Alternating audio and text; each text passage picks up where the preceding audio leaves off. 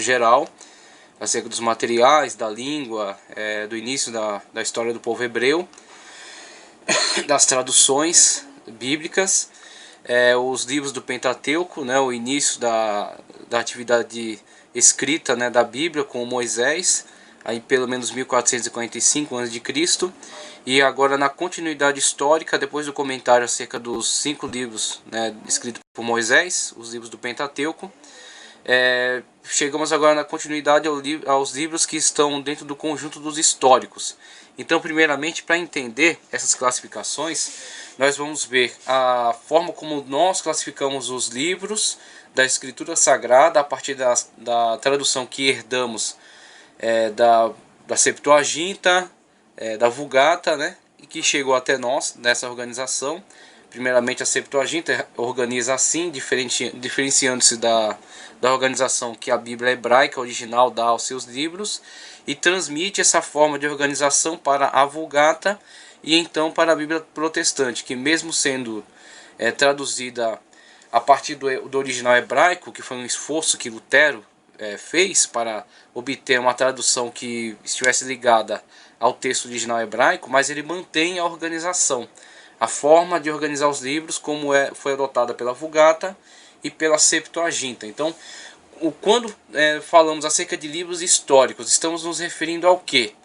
Porque vamos ver que em nossas Bíblias, a nossa tradição de organização de livros da Escritura Sagrada, os livros históricos dizem respeito a um conjunto de livros, enquanto na Bíblia hebraica, na forma de organização adotada por eles, os livros históricos dizem respeito a outros livros. Então a gente vai ver um pouco acerca disso para a gente entrar especificamente na matéria tratando acerca desses livros. Então, primeiramente, na Bíblia original hebraica, a organização que eles dão às suas escrituras sagradas, temos 3 setores principais da organização. A Bíblia hebraica é chamada Tanakh, que é a junção desses 3 setores: Torá, Nevi'im e Ketubim. Então, Torá, Nevi'im e Ketubim compõem a Tanakh, a Bíblia hebraica. A Torá é constituída de 5 livros: Gênesis, Êxodo, Levítico, Números e Deuteronômio.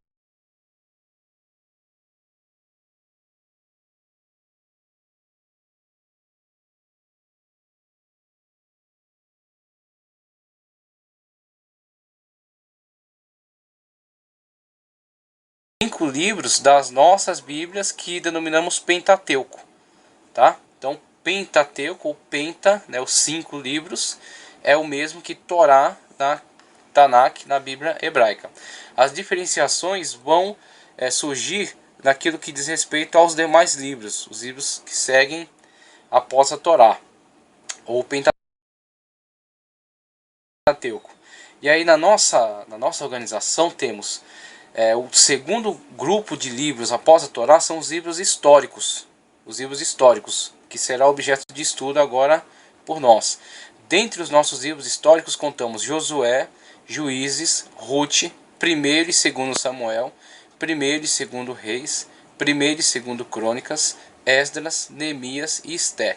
E aí onde inicia a grande diferenciação que houve na organização de livros das nossas Bíblias e a Bíblia hebraica. Aqui está igual, mas a partir do segundo grupo de livros, eles adotam uma organização a qual eles dão o nome de Nevi'im. E Nevi'im significa basicamente profetas, e eles vão subdividir esse grupo em profetas anteriores e profetas posteriores. Eles vão dar aos livros alguns dos livros que chamamos históricos, eles vão dar o nome de livros, o nome de profetas anteriores. E aí eles terão Josué, Juízes, 1º e 2º Samuel juntos num livro só. 1º e 2º Reis também juntos num livro só. Então, só até esses livros aqui, eles vão colocar dentro de um conjunto que eles vão chamar Nevi'im, profetas, e dentre os profetas são os profetas anteriores para os judeus. Esses são os profetas anteriores. Depois os profetas que eles vão chamar posteriores, que serão Isaías, Jeremias, Ezequiel e os 12. Os profetas que nós aqui contabilizamos um a um, eles juntam num livro só e chamam os 12. Então, uma das diferenciações que existem entre a nossa Bíblia e a organização. Uma coisa que tem que ficar muito clara: o conteúdo que tem nesta Bíblia é o mesmo conteúdo que tem nesta Bíblia aqui. O que passa disso aqui é apócrifo, que não está incluído na Bíblia protestante. Os livros apócrifos não constam na Bíblia protestante. Constavam na Vulgata e na Septuaginta, mas muito bem designados como livros apócrifos. Só em 1835, mais ou menos, se não me engano aqui, se não falho, é que a Igreja Católica do Concílio de Trento canoniza os demais livros, e assim a sua Bíblia fica constituída com 46 livros, a Bíblia católica, mas sempre sabendo que os tradutores originais, inclusive Jerônimo, que fez a tradução mais usada dentro do catolicismo, a Vulgata, ele deixou muito claro que 39 livros são canônicos e os outros demais são apócrifos. Então, o conteúdo que tem nesta Bíblia aqui, mesmo com essa organização diferenciada, é o mesmo conteúdo que tem nesta aqui. O que muda simplesmente é a ordem dos livros reorganizada e a junção que eles fazem com relação a alguns livros que aqui são separados e aqui são juntos, principalmente com relação aos 12 profetas menores, que aqui são colocados no grupo de Nevi'im e são qualificados como os 12, não são contabilizados separadamente. Continuando na nossa Bíblia, o seguinte grupo será livros poéticos. Livros poéticos. Inclusive já tem um comentário postado aí acerca da introdução aos livros poéticos. Nesse grupo irá contar Jó, Salmos, Provérbios, Eclesiastes e Cantares. Agora, na questão aqui da Tanakh, da Bíblia hebraica, teremos o terceiro grupo chamado Ketubim, que significa outros escritos. E nesse grupo Ketubim teremos subdivisões como, por exemplo, poéticos, Megiló e históricos. Poéticos, Megiló e históricos. Os poéticos na Bíblia Tanakh hebraica são somente 3: Jó, Salmos e Provérbios. Esses são os livros poéticos por excelência na tradição hebraica. Aqui nós colocamos 5 livros: Jó, Salmos, Provérbios, Eclesiastes e Cantares. Então aqui são somente os 3. Os outros livros, como por exemplo Eclesiastes e Cantares, que aqui para nós são os poéticos, para eles são um conjunto de livros que eles denominam Megiló. Megiló é um conjunto de 5 livros especiais lidos durante determinadas festas. Então Esther, por exemplo, lido na festa de Purim, Lamentações lido na memória da queda de Jerusalém, da queda do muro, Ruth lido na festa dos tabernáculos. Então esses livros de Megiló, 5 rolos, eles eram separados para ser lidos nessas ocasiões especiais.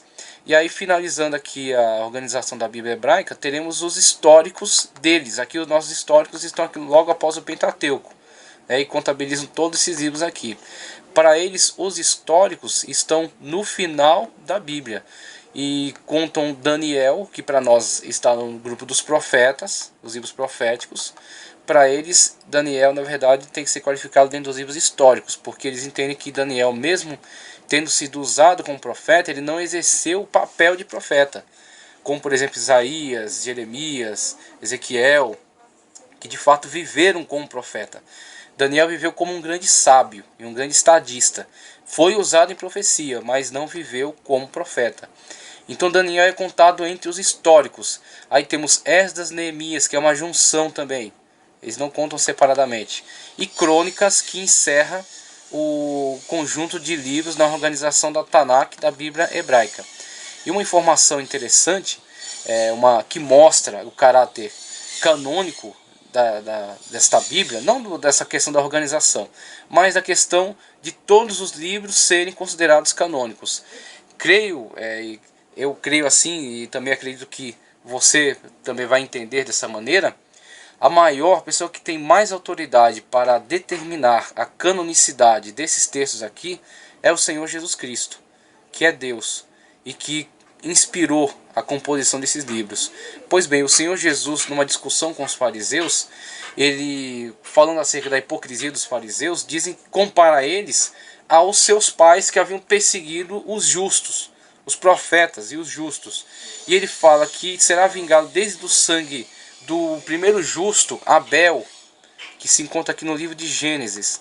Aí passando todas as demais escrituras na organização da Bíblia hebraica, temos que Jesus fala, será vingado desde o sangue de Abel, o justo, até o sangue de um sacerdote chamado Zacarias. E quando Jesus menciona esse sacerdote Zacarias, não está se referindo a um dos 12 profetas chamados Zacarias, mas a um sacerdote, Zacarias, que é mencionado no segundo livro das Crônicas, que é o último livro aqui da organização da Tanakh. Então Jesus citou de uma forma indireta toda a Bíblia, porque ele cita desde o justo que está presente em Gênesis até o que está presente no último livro que fecha o cânon da organização hebraica, né, a Tanakh, o livro de Crônicas. Então com isso vemos uma informação, né, vemos uma ilustração importante acerca da canonicidade de todo o texto sagrado, que Jesus cita ela como uma conjuntura completamente inspirada.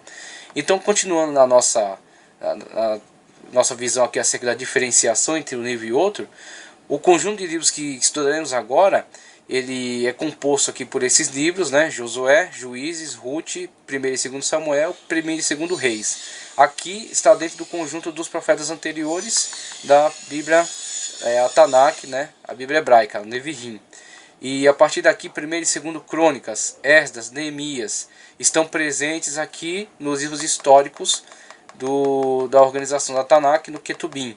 E Esther está, na verdade, presente no conjunto de livros chamado Megillah, né, no Ketubim também, na Bíblia hebraica. Na continuidade temos nossos poéticos, conforme já foi ilustrado, né, o que para eles somente esses três são poéticos, e os dois também estão dentro do conjunto de livros do Megillah.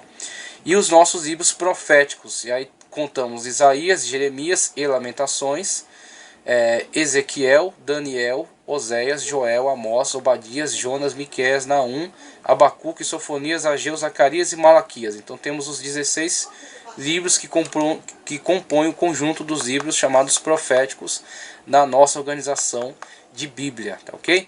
Então vemos aí a diferenciação entre uma Bíblia e outra, mas sempre ressaltando que em questão de conteúdo permanece a mesma quantidade de conteúdo. O que muda é a organização dos livros, a junção de alguns livros e a localização deles dentro do texto, né, dentro da organização bíblica.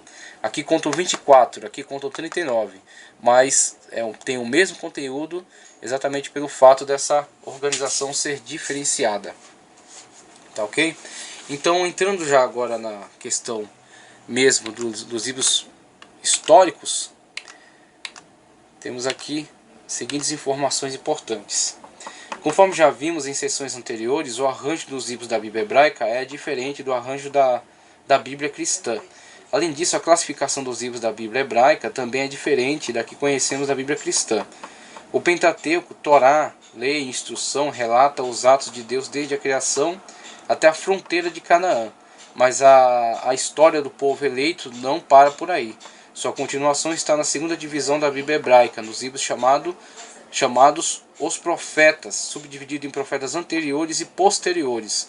Os profetas anteriores constituem 4 livros: Josué, Juízes, Samuel, depois dividido em 1º e 2º Samuel, e Reis, depois dividido também em 1º e 2º Reis. Seu registro das atividades divinas cobrem quase 7 séculos, desde o chamado de Josué até a libertação de Joaquim. Então aqueles livros que eram qualificados como profetas anteriores na divisão chamada Nevi'im, na Tanakh, na Bíblia hebraica, serão analisados por nós aqui na divisão de livros chamada históricos, tá ok? Então tanto esses livros que foram enumerados aqui, né, Josué, Juízes, 1º e 2º Samuel, 1º e 2º Reis, como também 1º e 2º Crônicas, Esdras, Neemias e Esther. Okay? Então esses livros serão por nós analisados aqui dentro desse conjunto dos livros históricos. Na Bíblia cristã, os livros do Antigo Testamento estão divididos em 4 grupos: lei, história, poesia e profecia. Essa divisão é chamada também de Pentateuco, livros históricos, livros poéticos e livros proféticos. Os livros históricos constituem a segunda divisão do Antigo Testamento, que começa com Josué e termina com Esther, naquela divisão que fazemos dos nossos textos na organização que recebemos aí como tradição, né? Desde a Bíblia Vulgata e da Bíblia Septuaginta. Começa com Josué e termina com Esther. Chamam-se históricos, porque em seu conteúdo predomina a história do povo do pacto. Esses livros narram a conquista de Canaã e o estabelecimento de Israel nesse país, seu posterior florescimento, decadência e queda. Relatam também o cativeiro babilônico e a restauração do povo à Palestina. Então, tratando disso aí, nós vimos já a divisão que é feita entre uma Bíblia e outra, a diferenciação na organização, e vemos também o caráter desses livros. Esses livros são denominados históricos porque estão relacionados com as narrativas que tratam acerca do desenvolvimento do povo na terra. Desde do texto, conjunto de textos herdados de Moisés, o Pentateuco, os 5 livros, que se responsabilizam pela narrativa desde os primórdios até as fronteiras de Canaã, né, com a libertação do cativeiro, a travessia do mar, peregrinações, Monte Sinai e até as fronteiras de Canaã. E já em Deuteronômio é transmitida a autoridade, o poder de Moisés para Josué, o seu auxiliar principal. Então Josué, assumindo essa autoridade, vai ser incumbido por Deus de introduzir o povo na terra de Canaã. E com esta responsabilidade assumida pelo servo de Deus, temos aí agora o conteúdo dos livros históricos. Os livros históricos vão tratar de todo esse trâmite, toda essa situação. Desde Josué, as campinas de Moabe ainda, recebendo a autoridade, passando o Jordão, começando as batalhas de conquista, os problemas que teve, os milagres, né, as dificuldades pelas quais passou, e entrega já ao livro na questão da narrativa dos juízes, a terra já, o povo já introduzido na terra, mas a terra não conquistada por completo ainda, bem como a nacionalidade do povo ainda não formada de uma maneira homogênea, um povo heterogêneo, dividido em tribos que compartilham simplesmente algumas coisas em comum, como a questão da genealogia, né, a questão do parentesco e do culto a Javé, que em alguns momentos vai ser abandonado ao longo da história. O povo vai cair em desgraça e vão ser levantados personagens importantes para trazerem libertação, chamados juízes. Então, com isso aí nós vemos, só com esse pequeno exemplo, a continuidade histórica da qual vai tratar esses livros. Por isso que esses livros estão neste lugar, nesta organização, com esta lógica. Continuidade histórica desde Moisés, continuando até, como ele fala aqui, até a ascensão, né, o desvio do povo em relação ao culto a Deus, a queda, a degradação, o cativeiro, a restauração, a volta do cativeiro, né, com os últimos livros lá com Esdras e Neemias. Então é isso que ele vai tratar aqui, ele vai focalizar a continuidade histórica dessas narrativas. Então narra a conquista de Canaã, estabelecimento da terra, quebra do pacto, cativeiro babilônico e restabelecimento na terra. Um dos temas mais importantes aqui dos livros históricos. Os livros, mencionando aqui de novo, toda essa narrativa vai ser coberta pelos livros de Josué, Juízes, Ruth. O Ruth é contemporânea de Juízes, nós vamos ver isso em outro quadro aqui. 1º e 2º Samuel, 1º e 2º Reis. Até aqui temos a história desde a conquista de Canaã até a época próxima do cativeiro. Aqui temos a narrativa, por exemplo, acerca da queda, primeira queda de Israel para a Síria, né, as 10 tribos, depois a queda de Judá diante de Nabucodonosor para a Babilônia. Daqui para frente temos livros escritos pós-exílio, o retorno do cativeiro. 1º e 2º Crônicas, Esdras e Neemias. Esther foi escrito no período de Esdras, é contemporâneo a Esdras e trata da vida do povo lá no cativeiro ainda, só que em terras da Pérsia, tá ok? Então vamos analisar tranquilamente aqui o desenvolvimento histórico desses livros. Os judeus chamam esses escritos de proféticos, e aí vimos aquela organização lá da Tanakh, que coloca estes livros aqui dentro da organização de livros que eles chamam de proféticos. Profetas anteriores, inclusive. Os judeus chamam esses escritos de proféticos, pois o principal objetivo deles é declarar a forma como a palavra de Deus se cumpriu em Israel. Com isso temos um texto muito interessante aqui, ó, Históricos ou Proféticos, página 39. Página 39. Porque os judeus dão o título de proféticos aos livros que os cristãos chamam de históricos. Há duas